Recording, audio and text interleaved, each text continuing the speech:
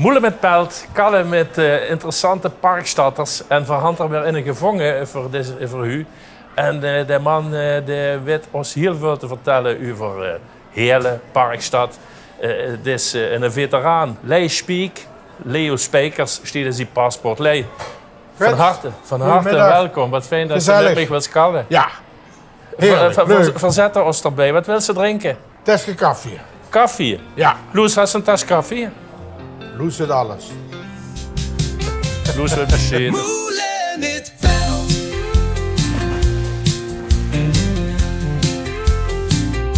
Moelen met pelt.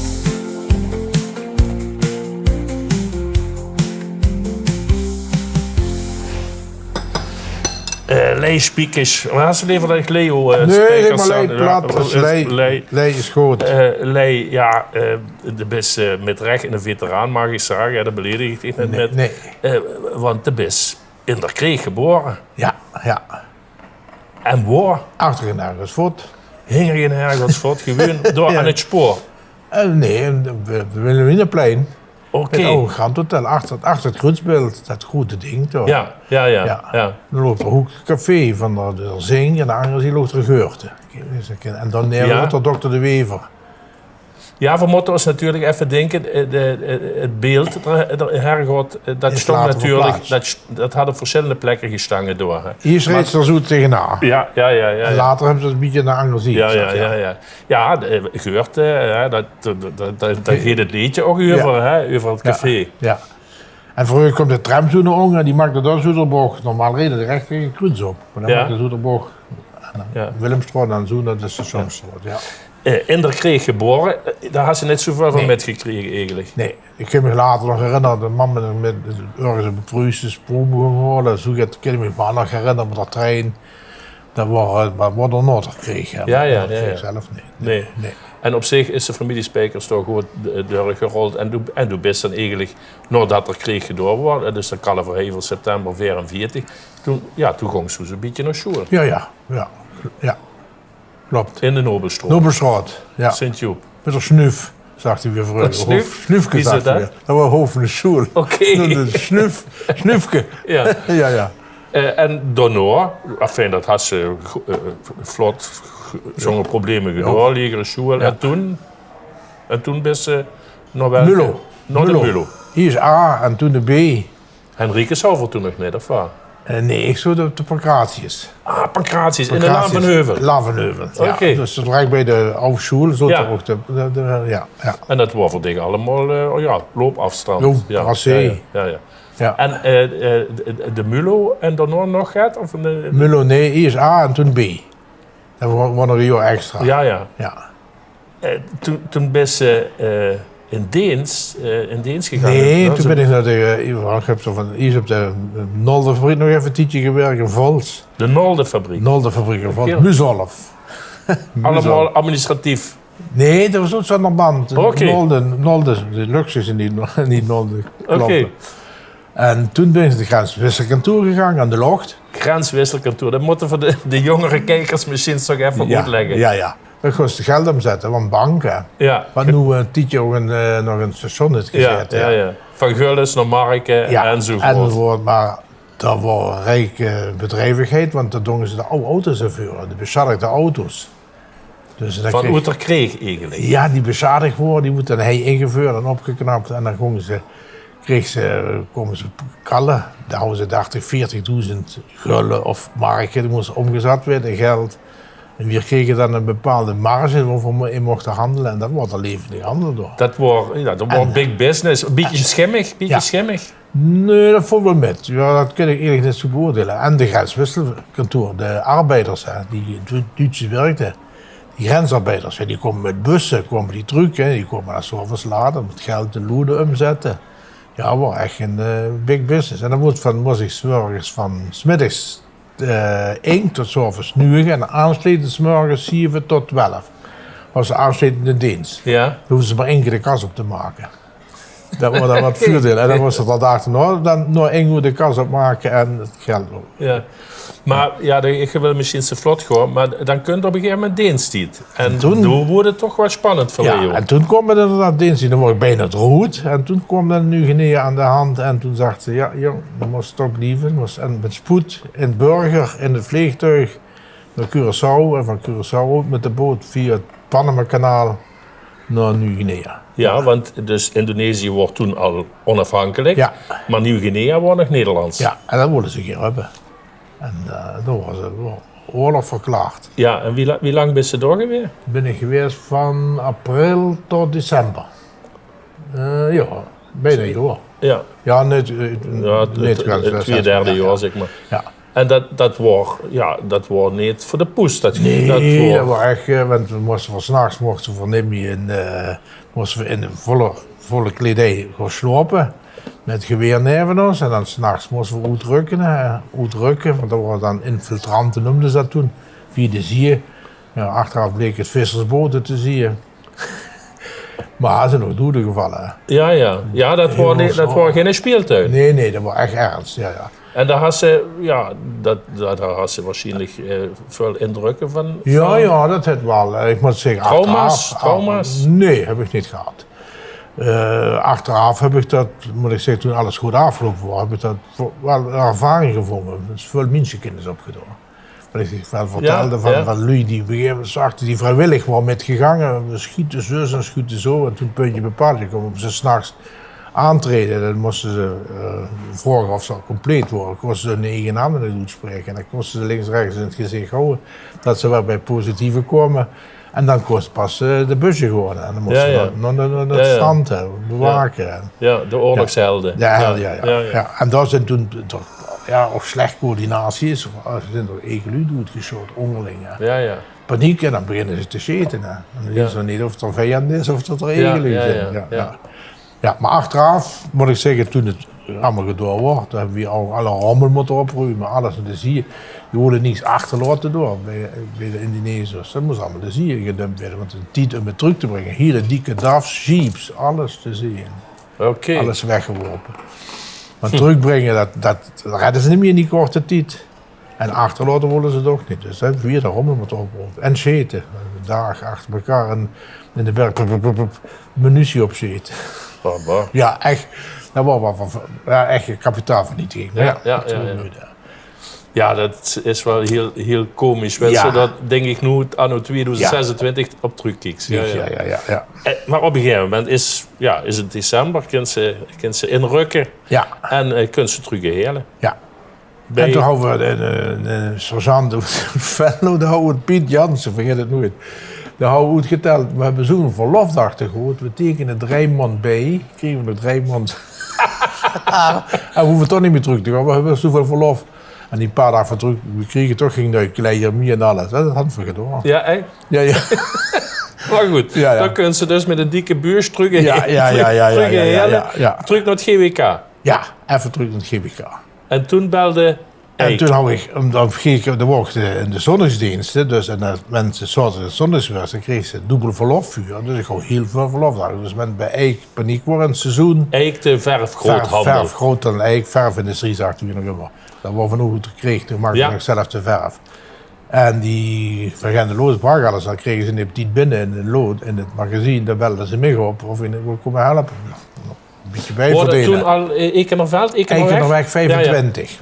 Wordt naar de hand ook nog wel. Ja. Het is inmiddels besteed en meer. Het besteedt wel nog, hè, maar het is ja, nu is het wel distributie, servicecentrum, zeker servicecentrum, ze doen wel geworden, ja. Maar die tijd ben ik toch geweest en ja, toen stoof de schoenpap plotseling. En dat was een man, dat trainde toen, dat was de administratie. Ja, er was paniek en dan kwam ik me vragen of ik bij hun kon werken een nieuwe administratie opzetten. En dat wist ik bijvoorbeeld niet prima. Ik had er graag geen interesse in. En toen had hij me toch een beetje, nu doe me geen plezier, kun je ze toch solliciteren. Bij Boompjes in de Geleenstraat, vergeet nooit een accountant. Het regende, ik word te laat, dan ben ik op de fiets. Ja, ik denk, god, er is nog te regen. Dus ik was een kwartier te laat. Ja, en op een gegeven moment waren we een sollicitatiegesprek gehad. Ja, toen kwam het ook bij mij gepraat. Ja, ik word toch eerlijk voor hun best Een wunschkandidaat. om ook Limburg worden, een paar Hollander bij van de DSM, maar Limburg vonden ze toch wel bij Eik toch wel belangrijk. Of je dat toch wil komen werken. Ja, dat had hij me toch eigenlijk omgekant. Want die familie Eik, die had natuurlijk in de loop van de jaren een legendarische status gekregen. Omdat hij natuurlijk, het waren kunstverzamelaars. En ze hadden tot op de dag van nu, die nu zijn al lang overleden. Maar tot op de dag van nu hadden ze natuurlijk die kunstcollectie in stokken. Wie had u dat metgekregen? Ja, dat wordt, hij houdt er wel gevoel voor. Hij had gestudeerd, hij wou eigenlijk niet geleerd voor. En de groothandel had dat van zijn pap moeten overgenomen. Toen wordt de jong te heten. Meneer Habers had overgenomen en toen die stierf, toen sloot hij eigenlijk met de hangend hoog. En die man leefde toen nog. En toen is op een gegeven moment, toen woonde op de Parmetierstraat. Die woonde vroeger op de boven bij Hoebe. Ter Zandweg, aan de achterkant, naar Ongen, waar komt op dat Parmetierstraat uit. Daar heeft hij toen dat huis gebouwd. En toen was al een beetje met kunst, had ook maar gevuld met kunst wel gehad. En dat doen we ook op de zaak. Toen was in de winter wel bijna niet, of wel een stuk rustiger. Doen we voor jonge kunstenaars een tentoonstelling organiseren. Met de architecten, want dat waren ook opdrachtgevers. Die moesten zorgen dat ook die panden een beetje modern gebouwd zijn. Daar houdt wel gevoel. Ja. En toen is op een gegeven moment had dat kasteel in Wielrik kunnen kopen. Van de potato chips, de man die de potato chips had, dat boete verbleef. Net gewoon geruild met dat huis. Ik ben er niets bij hoeven te leggen, want hij wilde dat kwijt. En toen heeft hij dat midden met opgeknapt. Ook verder winter met lui uit het magazine. Die gingen dat opknappen. En daar is het toen met die kunst begonnen. En tot op u besteed het, hè? Ja. En toen op een gegeven moment had hij nog gekeken of de kinderen er interesse in hadden, maar die wilden het niet. En toen had het op een gegeven moment, omdat ze wilden hebben dat het voortbleef, toen heeft het overgedragen aan de een of andere, het Bonaventumemuseum Stichting in Maastricht. Ja. En €1. Heeft het overgedragen, dat het in stand bleef gewoon. Ja, dat tussen hadden we het Heshuis gebouwd, Boete, waar nog een apart, echt voor de kunst, nog een stuk in de grond, met er Koenen. En dat was wel een hele mooie titel. We lachen weg. Ik heb het er nooit verteld, maar nooit tegen dat we zeggen. Dan zag de commissaris Jan Pierik, die zei: Spijkers, je moet jou in de gaten houden die niet te veel geld geeft aan die kunst. Maar tegen het zo, dat worden ze wel flink op weg. En dan houden we gewoon als miskoper erbij. Hè. Maar over het algemeen moet ik zeggen, houden we er echt gevoel voor. Ja, en het mooiste van hem hoor, dat kostte geweldig. En toen ook een wielrennen, hoe de klanten, hoe we daar vergaderen. En dan zag je tegen Lisa: jongens, dat moet wel bij me liever kopen, anders kan ik de hypotheek niet betalen. Dat zag je. En dat kostte, dat bracht je zo'n meneer. Dan wordt het graag geschreven, want er waren algemeen te bang dat de klanten dat die kon doen, kasteel dat verkeerd uitwerkte. Maar dat heeft prima uitgewerkt. Omdat hij zich ook zo heel veel opgezet. Ik was goed met lui omgegaan. Heel goed, ja. Hey, we moeten nog komen te kallen over sport, over vaste loven. Maar we zijn al meer wie halfwegs. Even een muzikale pauze. En daar komen we dus op het liedje, was de titel al van verklapt, als Ingrid Hergotsfort. Ja. Omdat ze door geboren is. Bendingmis, ja. We gaan luisteren, Paul en Leo, Ingrid Hergotsfort. De Hergot trok zich dat niet aan. Hij stond door met de ruk op aan. En bij de bieg kwam alles toch weer goed. Hingegen Hergotsfort, hingegen Hergotsfort. Het laatste glaasje goed verschot. Hingegen Hergotsfort, hingegen Hergotsfort. Hingegen Hergotsfort. Leo, daar has bij dat verfindustrie Eik gewerkt, eigenlijk tot in pensionering. Ja. Hè? En dat is opgeklommen tot directeur, eigenaar, mede-eigenaar. Ja. Dat is nogal get geweest. En eigenlijk dus vanuit 60, 70 jaren tot dat ze zelfs ook toen het economisch een stuk minder ging heren. Ja, maar daar hebben we weer bij Eik nooit last van gehad. Dus nooit problemen met gehad. We hadden heel goede klantenbindingen, maar klanten erbij gehad, grote schilderbedrijven Die voor de pap stopte, zag jong ding daar, dat ze bij eigen bioscopen, want toen ik het moeilijk heb gehad, hebben die me geholpen. Ja. Zo dat merkte elkaar. Ook een beetje de rol wie een brouwerij voor een wirtschaft. Ja. Ja, oké. En we maakten bijvoorbeeld de technische adviezen voor 10 jaar plannen voor de woningverenigingen. En dan kosten we ook via die woningverenigingen schilder zoeken. En dan worden onze klanten die ook die opdrachten kregen. En via die architecten met de kunst. De architect die we ook voor meeste horen ook van kunst. En ook dat hele jaarlijkse dingen. De tentoonstellingen van nieuwe kunstenaars. Ja, houden die binding ermee. Ja. Dus dat werkt. En nog de panden hadden toen echt ook opdrachten, een stijl, moderne stijl, allemaal gebouwd. Ja. Dus er wordt een architect nog erg bepalend. Die bepaalde toen wat van verf er gebruikt moet. Ja. Daar schreef dat vuur nu niet meer. Toen was die titel dat heel erg bepalend. Ja, wat me zo met die kalt en zoutse zagen van de leden had eigenlijk alleen maar immer gewerkt wie de eerste. Maar dat is natuurlijk toch niet zo. Want ontspanning is er ook immer gewerkt. Altijd. En ook heel veel sport. Ja. Hè. Nu zou ze dus eigenlijk zeggen, ja, spijkers, dan hand voor het uur voor volleyen. Dan hand voor het uur voor vroeger VCH en Bekkerveld voor die tijd. Maar dat waren andere spijkers. Maar toen had ze ook wel degelijk in de volleybal gezeten. Ja, dat was me wat te vingen. Die hadden zoveel teams en dan moesten ze de uitwedstrijden spelen en dan moesten ze een coach hebben. En dan belde ik wel op. Kind heb ik zorgd met al ouder van voor. Naar Den Bosch, we zijn voor geval geweest. Gans Nederland hebben we afgereisd. Ja. Gewoon met een team met coachen en de uitwedstrijden. Ja, want Jacqueline van Nug had ook gespeeld. Ja, dat had een jeugdteam gespeeld, ja. En nog op het eerste bij VCA, dat was toen een topteam. Ja. En die glorietijd hebben die alles gewonnen wat er Europese wedstrijden gespeeld. Ja, super. Ik ken me Europa Cup wedstrijden herinneren in Varenbeuk en in Kalderborg. Ja. Maar was top, ja. En dat had ze dus allemaal, terwijl ze zelf niet echt actief gevolgd had. Nee, alleen badminton, voetballen, tennissen. Ja. Dat heb ik wel allemaal gedaan. Ja, want de best eigenlijk een van de aartsvaders van RKSV Bekkerveld, dat voetbalclub dan, hè? Erelid. Erelid, ja. Maar de beste... Meer 60 jaar lid. Ja. Maar dat is... Ja. En gek genoeg woont ze niet op Bekkerveld trouwens. Dat hebben we gewoond. Ah, dat had ze wel gewoond. Ja. Later toen brand is geweest op de Wilhelminaplein, toen kreeg pap geen vergunning meer om daar een nieuw bedrijf op te zetten. En toen had het verkocht en toen zijn we van de Soesterberg naar de Bekkerveld gewoond. Ah, zo, op die manier. Ja. Maar wie ze met Stien is getrouwd, ben ik op de hele baan in de flat gewoond. Op de hele baan? Tientje. Oké. Maar niet zo lang. En toen ben ik naar Salzburg weg. Ja. Oké. En daar woont ze nog allemaal? Ja, tot bevelden tegen? Ja. Meer dan 50 jaar. Ja. 63 jaar getrouwd. Trouw in de bank, trouw in de auto, Citroën en maar gereden. Ja, aan de clubs ben ik erbij ben. 50 jaar tennis, 50 jaar voetballen. Ja. Dat badminton, dat had ze dus ook veel gedaan. Op niveau of competitie? Ja, de hoofdklasse, hoogste klasse, Duinwijk. Hoeveel toen in Heerlen, of voor dat gebroken? Nee, gebroken was ook in een club. Ja, Victoria toch? Victoria was dat. Maar Heerlen was er Frans Putters van Hogebos, die zo'n zagen in de Soliestraat. Oké. Die houdt dat opgezet. Eigenlijk als een soort training toen bij VVH 16. Nou, ben ik beginnen te voetballen bij VVH op de Mullenberg. Ja. En daar houdt toen een badminton gedaan, een conditietraining. En toen heeft hij die club opgericht.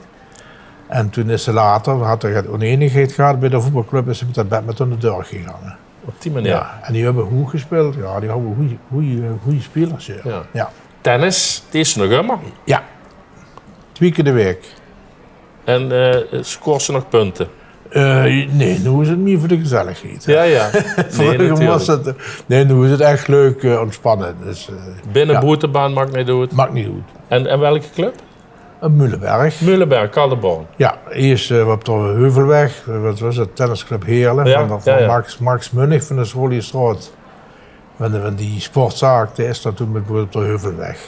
Bij die wat wordt het? School. De onderwijzers. De kweekschool. Kweekschool. Ja. Door lopen die tennisbanen. Ja.